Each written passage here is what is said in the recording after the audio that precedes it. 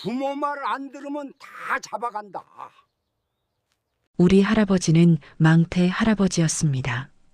우리 할아버지는 동네에서 망태 할배로 불렸습니다. 그 말을 처음 들은 건 국민학교 2학년 봄이었습니다.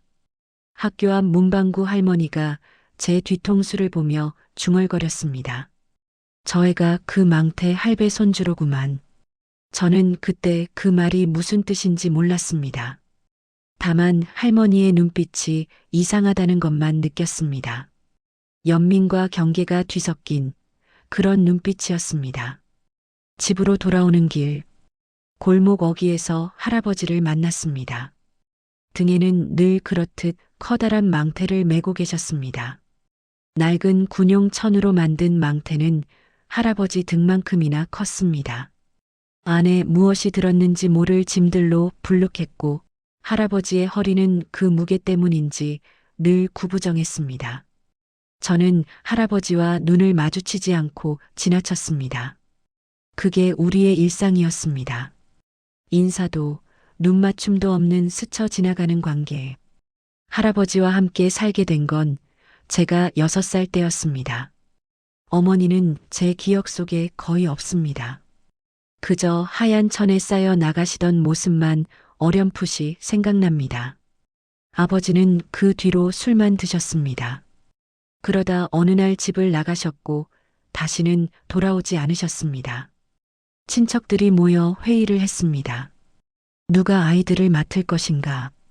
4살 터울 누나와 저 두 남매였습니다. 결국 할아버지가 우리를 데려가기로 했습니다.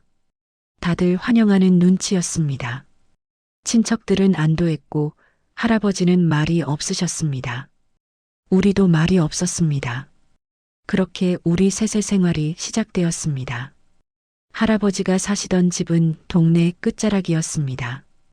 개울 건너편 산 밑 움푹한 곳에 자리한 단칸방. 지붕은 슬레이트였고 벽은 시멘트 블록이었습니다. 마당이라고 부르기엔 좁은 흙바닥에는 할아버지가 주워온 온갖 물건들이 쌓여 있었습니다. 고철 조각, 헌 신문지 뭉치, 깨진 유리병, 쓸만한 건 골라내고 팔 수 있는 건 모아두는 곳. 그것이 할아버지의 일터였습니다. 넝마주의. 그게 할아버지의 직업이었습니다. 새벽같이 일어나 망태를 메고 나가시면 해질 무렵에야 돌아오셨습니다. 등에 짐 망태는 아침보다 더 불룩했고 할아버지의 그림자는 저녁해를 받아 길게 늘어졌습니다.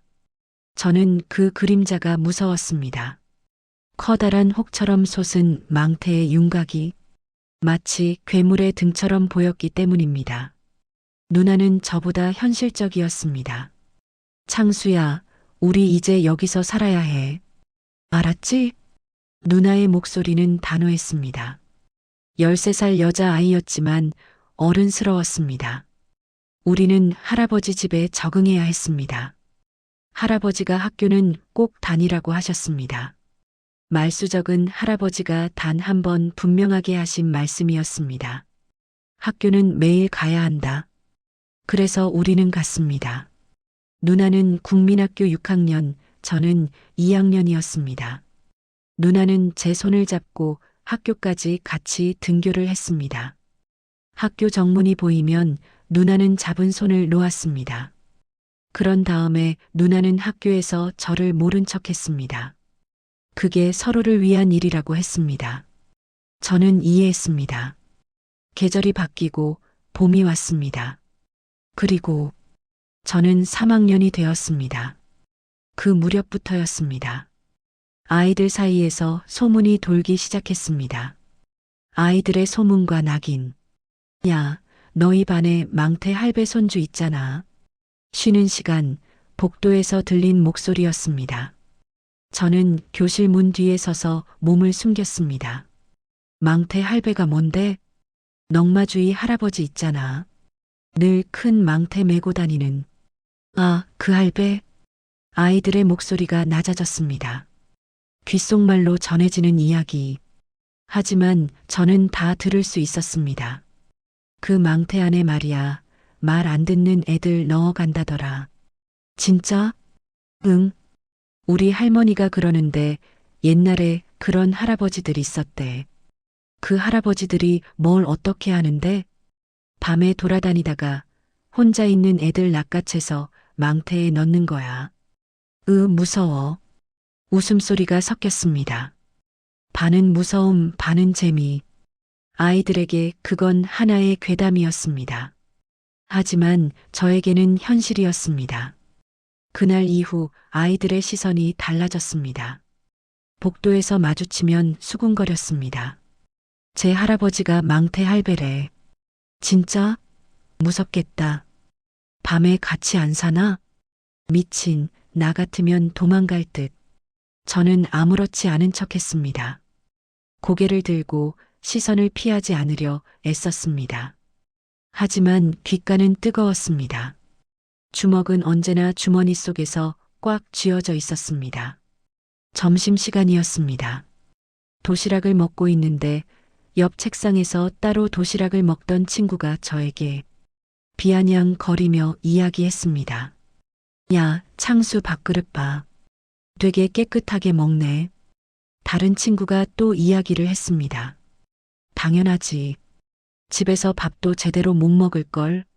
망태 할배한테 뭘 바라겠어. 낄낄대는 웃음. 숟가락을 든 손이 떨렸습니다. 밥이 목으로 넘어가지 않았습니다. 저는 아무 말도 하지 않았습니다. 그저 묵묵히 꾸역꾸역 밥을 끝까지 먹었습니다. 학교가 끝나면 저는 곧장 집으로 갔습니다. 골목길을 걸을 때면 아이들이 뒤에서 따라왔습니다. 망태, 망태, 망태 할배. 노래 부르듯 외치는 목소리. 뒤돌아보지 않았습니다. 발걸음을 빠르게 했습니다. 야, 너 집에 망태 몇 개야? 애들 몇 명이나 잡아갔대? 너도 조심해. 말 안 들으면 너도 망태에 넣는다. 웃음소리가 터졌습니다. 저는 뛰기 시작했습니다. 미친 듯이 아이들이 멀어질 때까지 뛰었습니다. 숨이 목까지 차올랐습니다. 집 앞까지 단숨에 달려왔습니다. 마당에는 할아버지가 계셨습니다. 쪼그려 앉아 신문지를 다발로 묶고 계셨습니다. 굵은 노끈으로 단단히 묶는 모습, 주름진 손이 능숙하게 움직였습니다. 저는 할아버지를 보지 않고 방으로 들어갔습니다. 문을 닫고 가방을 내던졌습니다. 방바닥에 누워 천장을 바라봤습니다. 천장에는 얼룩이 있었습니다. 비가 새서 생긴 자국이었습니다. 저는 그 얼룩을 세며 눈을 감았습니다. 며칠이 지났습니다. 놀림은 점점 심해졌습니다. 그러던 어느 날 수업 시간이었습니다. 옆에 짝꿍 민수가 조용히 말했습니다. 야, 망태. 제 이름은 창수였지만 이제 아무도 그렇게 부르지 않았습니다. 망태야, 숙제 좀 보여줘. 망태야, 이것 좀 주워. 민수가 연필을 제 발 앞에 던졌습니다. 주워달라고 망태 할아버지 손주. 교실이 조용해졌습니다. 모두가 저를 보고 있었습니다. 선생님은 칠판에 글씨를 쓰고 계셨습니다. 저는 연필을 내려다봤습니다. 파란색 연필이었습니다. 주우면 질 것 같았습니다. 하지만 주워주지 않으면 놀림이 더 심해질 것 같았습니다. 저는 연필을 주워 민수의 책상 위에 놓았습니다. 민수가 코웃음을 쳤습니다. 역시 망태 새끼. 그날 점심시간. 점심을 다 먹고 아이들은 놀기 위해 운동장으로 나갔습니다. 저도 운동장으로 나갔지만 같이 놀 수가 없었습니다. 항상 아이들은 저를 멀리 하였기 때문입니다. 아이들이 축구를 하고 있었습니다. 저는 구석 그늘에 앉아 있었습니다. 책을 읽는 척하고 있었지만 글자는 들어오지 않았습니다. 야, 망태. 공 죽기나 해. 누군가 소리쳤습니다. 공이 제 앞으로 굴러왔습니다. 저는 공을 보지 않았습니다. 못 들었어? 발소리가 다가왔습니다. 민수였습니다. 뒤에 애들 서너이 따라왔습니다. 공 못 주어. 저는 책을 읽었습니다. 민수가 제 책을 낚아챘습니다. 야, 말 안 들으면 망태에 넣는다? 아이들이 웃었습니다. 너희 할배 망태 엄청 크다며? 너도 들어갈 만하겠네. 저는 화가 치밀어 올라왔습니다. 제 목소리는 떨렸습니다. 왜? 뺏을 거야? 어디 한번 해봐. 민수가 책을 제 머리 위로 들어 올렸습니다. 망태 할배 손주가 책은 왜 읽어? 너도 나중에 망태 메고 다닐 건데. 아이들이 그 이야기를 듣고 낄낄거리며 웃었습니다. 저는 일어났습니다. 민수를 쏘아보며 말했습니다. 책 줘. 싫은데? 어쩔 건데? 민수가 책을 찢으려는 신용을 했습니다. 그 순간 저는 민수의 손목을 잡았습니다. 민수가 손을 뿌리쳤습니다. 책이 땅에 떨어졌습니다.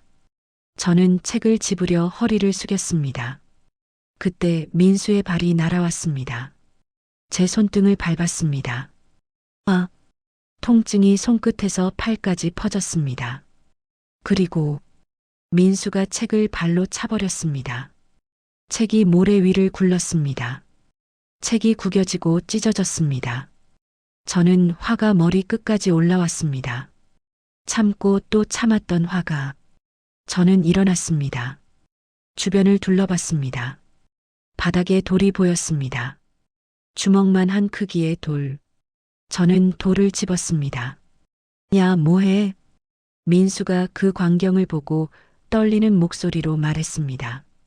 저는 대답하지 않았습니다. 돌을 잡았습니다. 미쳤어? 그거 내려놔. 저는 민수를 노려보았습니다. 그리고 던졌습니다. 돌은 민수의 이마를 맞췄습니다. 둔탁한 소리. 민수가 비틀거렸습니다. 손으로 이마를 감쌌습니다. 손가락 사이로 피가 흘러내렸습니다. 민수의 입에서 신음이 새어나왔습니다. 그리고 주저앉았습니다. 피가 얼굴을 타고 흘렀습니다. 하얀 체육복에 붉은 피가 흘러 떨어졌습니다. 운동장이 조용해졌습니다. 아이들이 멈췄습니다.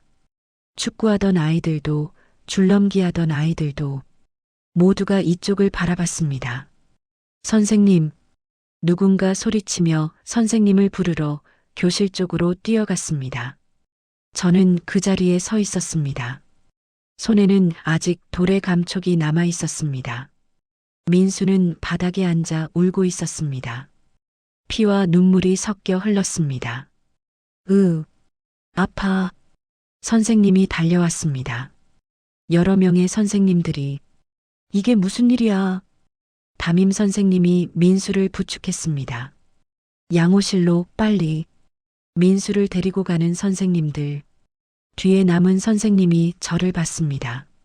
김창수, 너가 한 거야? 저는 대답하지 않았습니다. 대답 못해?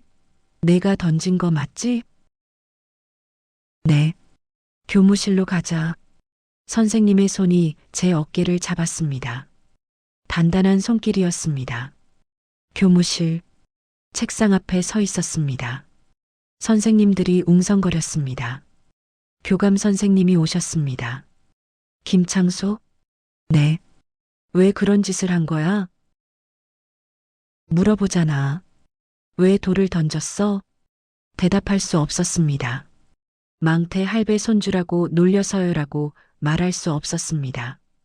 그 말을 하는 순간 할아버지가 더 욕먹을 것 같았습니다. 대답 안 해? 이유도 없이 친구를 다치게 한 거야? 보호자 연락해야겠어. 집 전화번호가. 전화 없습니다. 제가 대답했습니다. 그럼 보호자가 직접 오셔야겠네. 누구랑 살아? 할아버지. 할아버지 집 주소가 어떻게 돼? 선생님이 학적부를 펼쳤습니다. 주소를 확인했습니다. 여기 아는 선생님 계세요? 누가 좀 다녀오세요. 젊은 선생님 한 분이 나섰습니다. 제가 다녀오겠습니다. 선생님이 나갔습니다. 저는 구석 의자에 앉아 기다렸습니다. 1시간쯤 지났을까? 교무실 문이 열렸습니다. 할아버지가 들어오셨습니다. 낡은 작업복 차림이었습니다. 손에는 때가 묻어 있었습니다. 할아버지는 선생님들을 둘러보셨습니다. 그리고 저를 봤습니다. 눈이 마주쳤습니다. 저는 고개를 푹 숙였습니다. 창수 할아버지이십니까? 교감 선생님이 물었습니다. 네. 할아버지의 목소리는 낮았습니다. 앉으세요. 이야기 좀 해야겠습니다. 할아버지가 의자에 앉으셨습니다. 등이 굽은 채로 할아버지 손주 창수가 친구를 돌로 다치게 했습니다. 할아버지는 아무 말 없이 교감 선생님의 이야기를 듣고만 있었습니다. 이 말을 맞아서 병원에 갔어요. 꿰매야 할 수도 있대요. 그렇습니까? 할아버지가 대답했습니다. 심각한 일입니다. 이런 폭력은 교감 선생님의 말이 이어졌습니다. 할아버지는 가만히 듣고 계셨습니다. 손은 무릎 위에 가지런히 모으고 상대 부모님이 굉장히 화가 많이 나셨어요. 경찰에 신고하겠다고도 하시고 일단 치료비는 당연히 부담하셔야 하고요. 그리고 창수는 하며 교감 선생님이 이야기를 이어가려고 하는데 제가 잘못 가르쳤습니다. 할아버지가 말씀하셨습니다. 죄송합니다. 할아버지가 고개를 깊이 숙이셨습니다.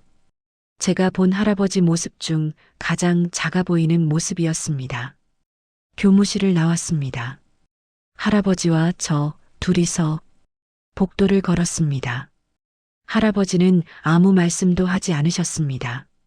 저도 말이 없었습니다. 현관을 나와 운동장을 지났습니다. 정문을 나섰습니다. 골목길로 접어들었습니다. 할아버지는 앞서 걸으셨습니다. 저는 뒤따라 걸었습니다. 두 사람 사이의 거리는 늘 그랬듯 서너 걸음쯤 되었습니다. 집에 도착했습니다. 할아버지가 방문을 열었습니다. 저도 따라 들어갔습니다. 할아버지는 벽에 기대어 앉으셨습니다. 한참을 그렇게 계셨습니다. 저는 구석에 앉아 있었습니다. 시계 소리만 똑딱거렸습니다. 왜 그랬냐?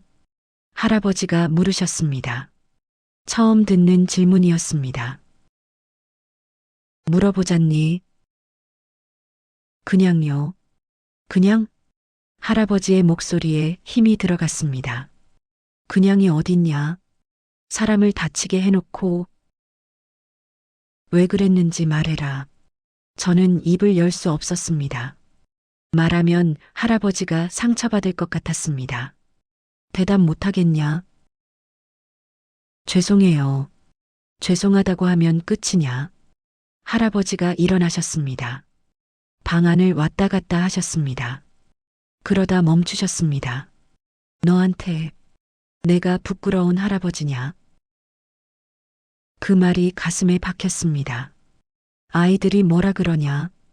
할아버지를 망태 할아버지라고 놀리냐? 아니에요. 거짓말하지 마라. 할아버지의 목소리가 떨렸습니다. 내가 다 안다. 아이들이 뭐라 하는지, 동네 사람들이 뭐라 하는지. 그래서 돌을 던진 거지. 저는 눈물이 났습니다. 참으려 했지만 흘러내렸습니다. 할아버지 때문이 아니에요. 거짓말 말라니까. 할아버지가 소리를 지르셨습니다. 처음 듣는 할아버지의 큰 목소리였습니다. 저는 움찔했습니다.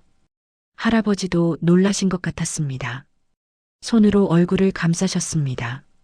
한참을 그러고 계셨습니다. 나가 있거라. 할아버지가 말씀하셨습니다. 할아버지, 나가라고 했다. 저는 일어났습니다. 방문을 열고 나왔습니다. 마당에 섰습니다. 해가 지고 있었습니다. 붉은 노을이 슬레이트 지붕을 물들였습니다. 저는 마당 구석에 쪼그려 앉았습니다. 개울에서 물 흐르는 소리가 들렸습니다. 멀리서 개 짖는 소리도 들렸습니다. 저는 무릎을 끌어안았습니다. 그리고 울었습니다. 소리 내지 않고 할아버지와의 갈등.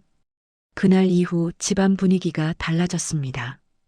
할아버지와 저 사이에 보이지 않는 벽이 생겼습니다. 언제나 대화가 많지 않았지만 이제는 아예 말을 섞지 않았습니다. 아침에 일어나면 할아버지는 이미 나가신 뒤였습니다. 저녁에 돌아오시면 저는 방 안에 있었습니다. 밥은 누나가 해주었습니다. 누나도 무슨 일이 있었는지 알고 있었습니다. 하지만 아무것도 묻지 않았습니다. 그저 밥을 차려주고 제 머리를 쓰다듬어 주었습니다. 학교는 계속 다녔습니다. 민수는 이마에 붕대를 감고 나왔습니다. 5바늘을 꿰맸다고 했습니다. 아이들은 저를 피했습니다. 무서운 아이가 되어버린 겁니다. 망태 할아버지 손주에서 돌 던진 미친놈으로 어느 쪽이 나은지 모르겠었습니다. 교실 뒤편에 혼자 앉아 있었습니다. 점심시간에도 혼자였습니다. 운동장에도 나가지 않았습니다. 책을 읽거나 그냥 창밖을 봤습니다.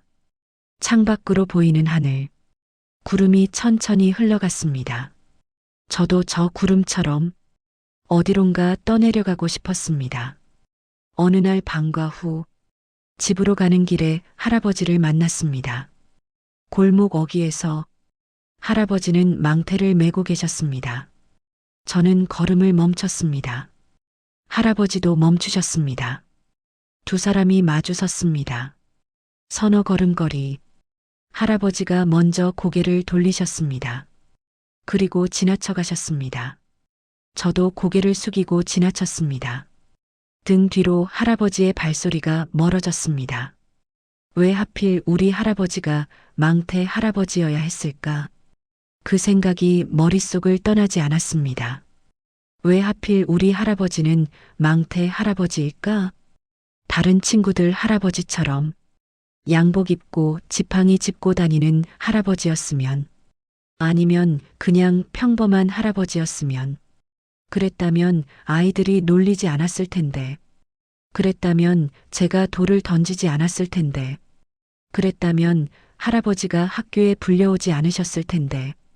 밤이었습니다. 저는 잠들지 못하고 누워 있었습니다. 방 건너편에서 할아버지의 기침 소리가 들렸습니다. 깊은 기침, 가래 끓는 소리. 할아버지는 늘 기침을 하셨습니다. 특히 밤에. 저는 이불을 머리까지 뒤집어 썼습니다. 기침 소리가 조금 작아졌습니다. 하지만 여전히 들렸습니다. 저는 귀를 막았습니다. 그래도 들렸습니다. 며칠이 지났습니다. 민수의 부모님이 학교에 오셨다는 이야기가 들렸습니다. 합의를 보자고, 치료비와 합의금을 내면 경찰 신고는 안 하겠다고.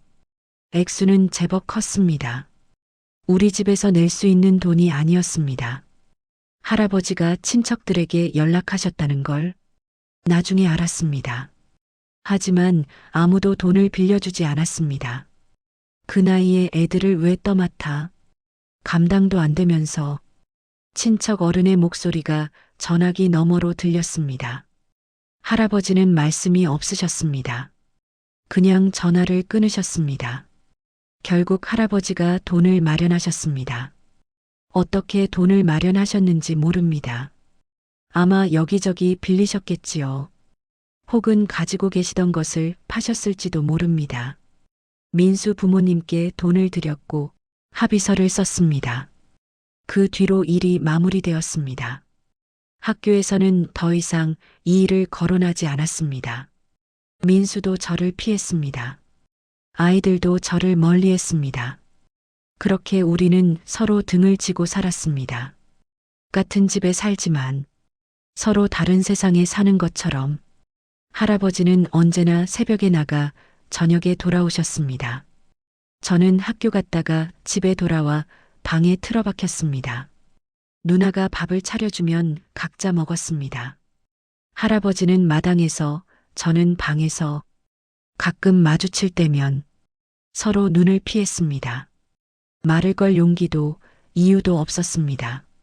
진실을 알게 되는 과정, 여름방학이 되었습니다. 학교에 가지 않아도 되니 조금 숨통이 트였습니다. 하지만 집에만 있으니 답답했습니다. 할아버지와 마주치는 것도 불편했습니다. 그래서 낮에는 주로 밖에 나가 있었습니다. 개울가에 가거나 산에 가거나 혼자 시간을 보냈습니다. 어느 날 새벽, 잠결의 소리가 들렸습니다. 문 여닫는 소리, 할아버지가 나가시는 소리였습니다. 시계를 봤습니다. 새벽 4시, 아직 해도 뜨지 않은 시간. 할아버지는 늘 이 시간에 나가셨습니다. 저는 궁금했습니다. 이 새벽에 일찍 나가는 걸까? 도대체 어디로 가는 걸까? 내일은 할아버지가 나갈 때 따라 가봐야겠다는 마음이 들었습니다. 다음 날 저도 일찍 일어났습니다. 할아버지가 나가시는 시간에 맞춰서 문틈으로 보니 할아버지가 망태를 메고 계셨습니다. 대문을 나서셨습니다. 저는 신발을 신고 몰래 뒤따라 나갔습니다. 멀찍이 떨어져서 들키지 않게. 골목길은 어두웠습니다. 달빛에 할아버지 모습이 희미하게 보였습니다. 할아버지는 익숙한 발걸음으로 걸어가셨습니다. 동네를 벗어나 큰 길로 나가셨습니다. 그리고 시장 쪽으로 향하셨습니다. 새벽 시장, 과일 가게, 야채 가게 앞에는 벌써 상인들이 물건을 내놓고 있었습니다. 할아버지는 그 사이를 지나가셨습니다. 시장 뒤편으로 가셨습니다. 쓰레기가 쌓인 곳, 큰 철제통들이 놓여 있었습니다. 할아버지는 그곳에서 멈추셨습니다. 망태를 내려놓으셨습니다. 그리고 쓰레기통을 뒤지기 시작하셨습니다. 저는 모퉁이에 숨어 지켜봤습니다. 할아버지는 쓰레기 더미를 헤집으셨습니다. 골판지를 꺼내셨습니다. 신문지를 꺼내셨습니다. 깡통을 모으셨습니다. 유리병도 주우셨습니다. 하나하나 살피시며 쓸만한 것을 골라내셨습니다. 1시간쯤 지났을까? 할아버지의 망태가 불룩해졌습니다. 할아버지는 망태를 다시 매셨습니다. 허리가 휘었습니다. 무거운 짐 때문에. 그리고 다시 걸으셨습니다. 다른 곳으로. 저는 계속 따라갔습니다. 할아버지는 여러 곳을 돌아다니셨습니다. 아파트 단지 쓰레기장, 공장 뒤편, 상가 건물 뒤, 어디든 쓰레기가 있는 곳이면 할아버지는 멈춰서서 뒤지셨습니다. 해가 떠올랐습니다. 아침 햇살이 거리를 비쳤습니다. 할아버지는 여전히 걷고 계셨습니다. 망태는 이제 터질 듯 불렀습니다. 할아버지의 등은 더 굽었습니다. 발걸음도 느려졌습니다. 정오가 되었습니다. 할아버지는 한 고물상 앞에 섰습니다. 망태를 내려놓으셨습니다. 주인과 이야기를 나누셨습니다. 물건들을 꺼내 보여주셨습니다. 주인이 하나씩 살펴보고 무게를 재었습니다. 돈을 주었습니다. 할아버지는 그 돈을 받아 주머니에 넣으셨습니다. 그리고 다시 걸으셨습니다. 이번엔 시내 쪽으로. 문방구 앞에 멈춰 서셨습니다. 안으로 들어가셨습니다. 저는 유리창 너머로 봤습니다. 할아버지가 공책을 고르고 계셨습니다. 연필도 집으셨습니다. 지우개도 담으셨습니다. 그리고 계산을 하셨습니다. 봉투에 담은 학용품들을 받아들었습니다. 할아버지가 나오셨습니다. 저는 얼른 몸을 숨겼습니다. 할아버지는 봉투를 망태 안 깊숙이 넣으셨습니다. 그리고 다시 걸으셨습니다. 이번엔 집 쪽으로. 집에 도착하기 전 저는 지름길로 뛰기 시작했습니다. 할아버지보다 빨리 집으로 돌아오기 위해서. 그리고 할아버지보다 먼저 도착해 방에 들어갔습니다. 자는 척 누워 있었습니다. 얼마 뒤 대문 열리는 소리가 들렸습니다. 할아버지가 돌아오신 것입니다. 망태 내려놓는 소리, 물 마시는 소리, 기침 소리. 저녁이 되었습니다. 누나가 밥을 차려주었습니다. 저는 방에서 나와 밥을 먹었습니다. 할아버지는 마당에 계셨습니다. 하지만 그날은 계속 할아버지가 신경 쓰였습니다. 새벽부터 정오까지 몇 시간을 걷고 또 걸으시던 모습, 쓰레기통을 뒤지시던 모습, 무거운 망태를 메고 허리 굽히시던 모습, 그리고 문방구에서 사신 물건들. 며칠 뒤였습니다. 제 책상 위에 새 공책이 놓여 있었습니다. 연필도 있었습니다. 지우개도 있었습니다. 문방구에서 할아버지가 사신 것들이었습니다. 저는 그것들을 보며 서 있었습니다. 누나가 말했습니다. 할아버지가 두고 가셨어. 새학기 준비하라고. 창수야, 할아버지가 너 미워하시는 거 아니야. 누나의 목소리가 부드러웠습니다. 그냥 어떻게 해야 할지 모르시는 거야. 우리도 그렇고. 저는 공책을 집어들었습니다. 표지가 깨끗했습니다. 냄새도 새 것이었습니다. 그날 밤 저는 용기를 냈습니다. 할아버지가 계신 방으로 갔습니다. 문을 두드렸습니다. 들어와. 할아버지의 목소리. 저는 문을 열고 들어갔습니다. 할아버지는 벽에 기대 앉아 계셨습니다. 라디오를 듣고 계셨습니다. 공책 감사합니다. 제 목소리가 작았습니다. 그래. 할아버지는 라디오를 보고 계셨습니다. 할아버지, 왜? 미안해요. 할아버지가 저를 보셨습니다. 뭐가? 제가 할아버지를 창피하다고 생각했어요.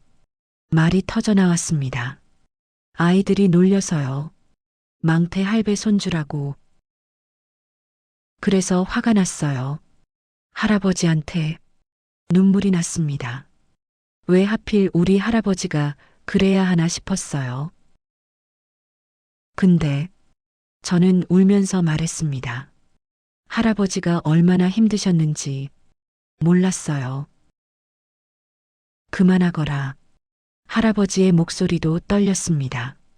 저 때문에 할아버지가 더 힘드셨죠? 아니다. 할아버지, 됐다. 이제 그만하고 자거라. 할아버지가 고개를 돌리셨습니다. 하지만 저는 봤습니다. 할아버지 눈가가 붉어진 것을. 여름이 지나고 가을이 왔습니다. 할아버지와 저는 조금씩 가까워졌습니다. 여전히 말은 많지 않았지만 예전처럼 서먹하지는 않았습니다.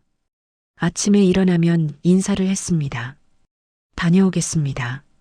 그래, 조심해라.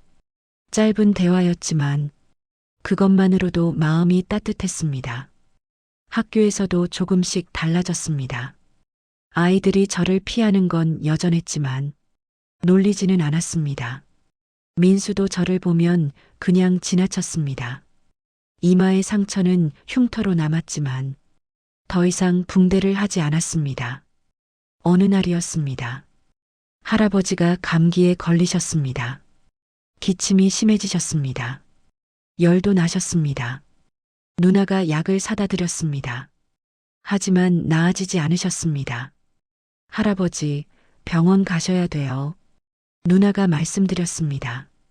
괜찮다. 괜찮지 않으세요. 열이 너무 높아요. 돈 아까워. 할아버지, 누나가 목소리를 높였습니다. 처음 보는 모습이었습니다. 돈보다 할아버지가 더 중요해요. 그래도 제발 병원 가세요. 우리가 같이 갈게요. 결국 할아버지를 모시고 병원에 갔습니다. 동네 의원이었습니다. 의사 선생님이 진찰하셨습니다. 청진기를 대고 목을 보시고 폐렴 증상이 있으십니다. 입원하셔야겠어요. 입원은 무슨, 약만 주시오. 어르신, 이거 심각합니다. 나이도 있으시고. 괜찮소?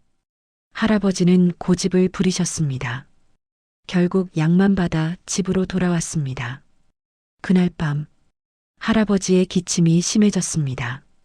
가래 끓는 소리가 방 밖까지 들렸습니다. 저는 잠을 이룰 수 없었습니다. 누나도 깨어 있었습니다. 창수야, 할아버지 괜찮으실까? 모르겠어. 무서워. 누나의 목소리가 떨렸습니다. 할아버지 잃으면 우린 어떡해. 그런 소리 하지 마. 저도 무서웠습니다. 새벽이었습니다. 할아버지 방에서 쿵 소리가 났습니다. 저와 누나가 벌떡 일어났습니다. 방문을 열었습니다. 할아버지가 바닥에 쓰러져 계셨습니다.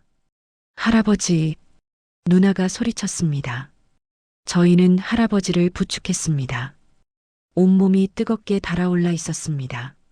누나, 병원으로 가서 의사 선생님 모시고 와. 응. 누나가 병원에 가서 의사 선생님을 모시고 집으로 왔습니다. 의사 선생님이 진찰을 하더니 빨리 병원으로 가야 한다고 이야기를 하며 전화기가 있는 동네 이장님 집으로 가서 병원으로 전화를 하여 응급차가 사이렌을 울리며 집으로 왔습니다. 할아버지를 들것에 옮겨 응급차에 태웠습니다. 동네 이웃들이 나와서 그 상황들을 지켜보고 있었습니다. 응급차에 저와 누나도 함께 타고 병원으로 향했습니다. 병원, 응급실, 의사들이 분주하게 움직였습니다. 저와 누나는 밖에서 기다렸습니다. 복도 의자에 나란히 앉아서 누나가 제 손을 잡았습니다. 괜찮을 거야. 누나가 말했습니다. 하지만 누나의 손도 떨리고 있었습니다. 1시간쯤 지났을까?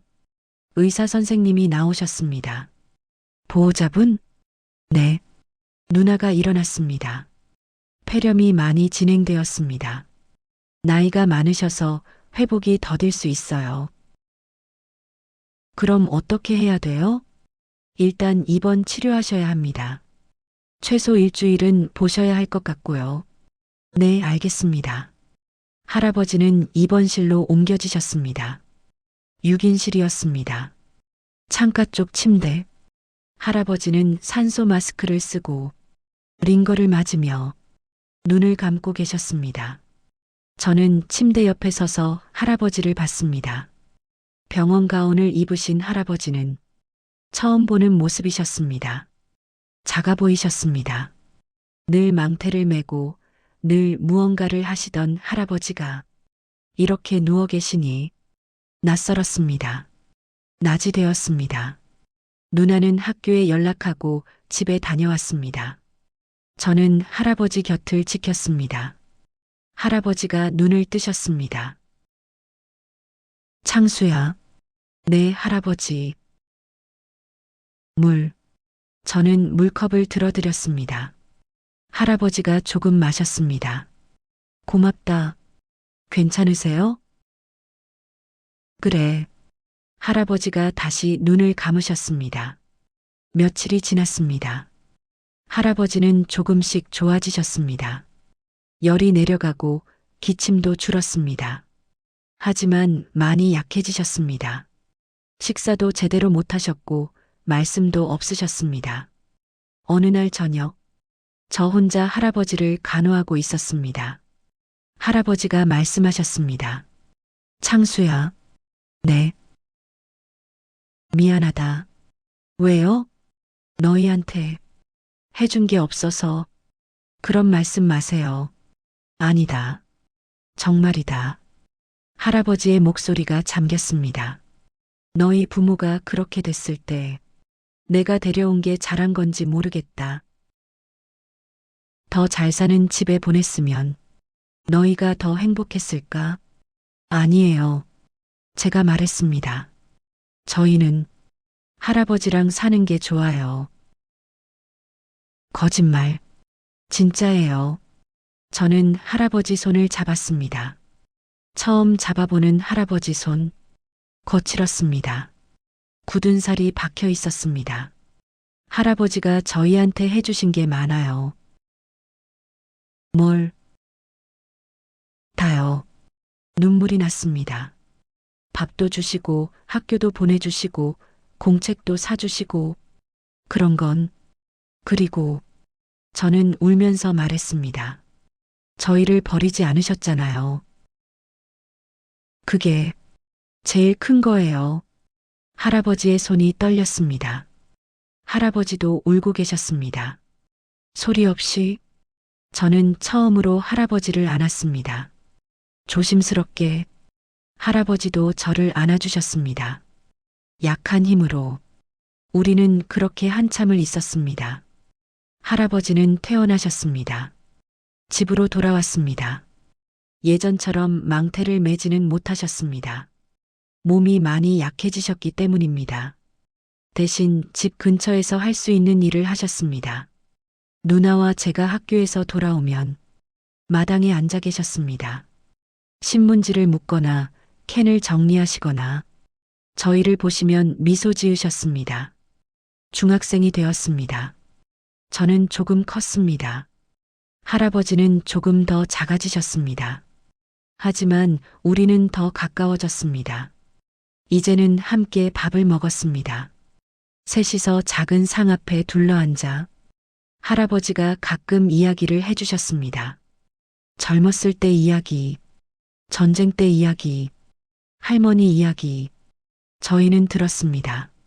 처음 듣는 이야기들이었습니다. 고등학생이 되었습니다. 저는 아르바이트를 시작했습니다. 할아버지가 말리셨습니다. 공부해야지. 괜찮아요. 주말에만 해요. 제가 번 돈으로 할아버지께 옷을 사드렸습니다. 할아버지는 받지 않으려 하셨습니다. 이런 거 필요 없다.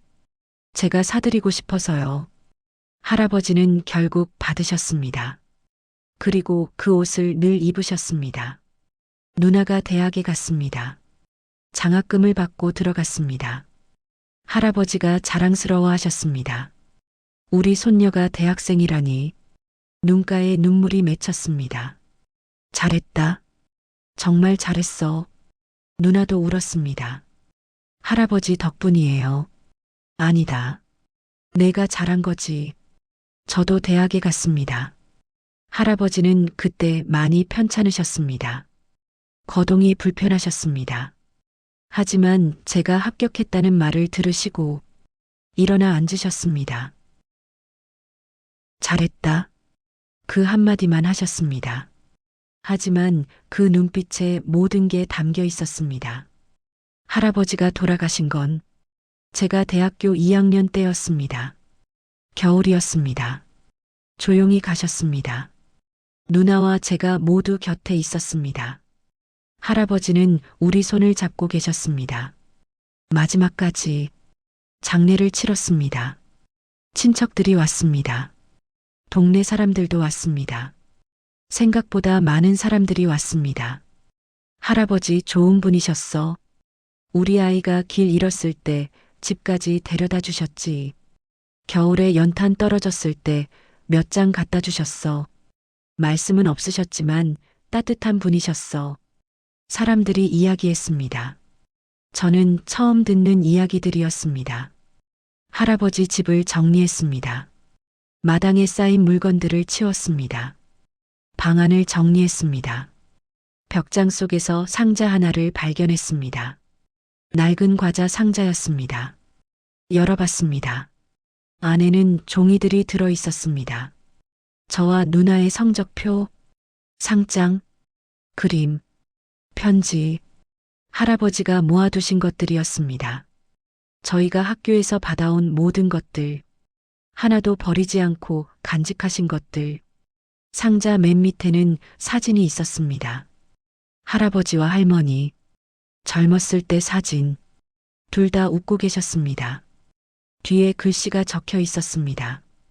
할아버지의 글씨로, 우리 가족. 저는 그 사진을 보며 울었습니다. 누나도 울었습니다. 할아버지가 얼마나 외로우셨을까? 할아버지가 얼마나 힘드셨을까? 그 모든 걸 혼자 견디셨을까? 이제는 압니다. 그 망태가 얼마나 무거웠는지를, 망태 안에 무엇이 담겨 있었는지를. 고철과 헌 신문지만이 아니었습니다. 할아버지의 사랑이 담겨 있었습니다. 저희를 살리려는 몸부림이 담겨 있었습니다. 말로 표현하지 못한 마음들이 그 무거운 망태 안에 가득했습니다. 저는 지금 30대입니다. 회사를 다니며 평범하게 살고 있습니다. 누나는 결혼해서 아이를 낳았습니다. 이름은 할아버지 성함에서 한자를 따왔습니다. 저희는 가끔 만나서 할아버지 이야기를 합니다. 기억나? 응, 우리 할아버지. 기억하지? 명절이 되면 할아버지 산소에 갑니다. 개울이 내려다 보이는 언덕.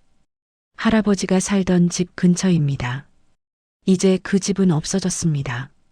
재개발로 아파트가 들어섰습니다. 하지만 산소는 그대로입니다. 저를 올리고 앉아 있습니다. 할아버지께 이야기합니다. 잘 지내고 있다고, 누나도 잘 있다고, 조카도 건강하다고, 할아버지가 보고 싶다고. 바람이 붑니다. 풀이 흔들립니다. 할아버지가 대답하시는 것 같습니다. 그래, 잘했다. 그래, 고생했다. 그 목소리가 들리는 것 같습니다. 집으로 돌아오는 길, 문득 생각합니다. 우리는 모두 누군가의 망태를 지고 삽니다.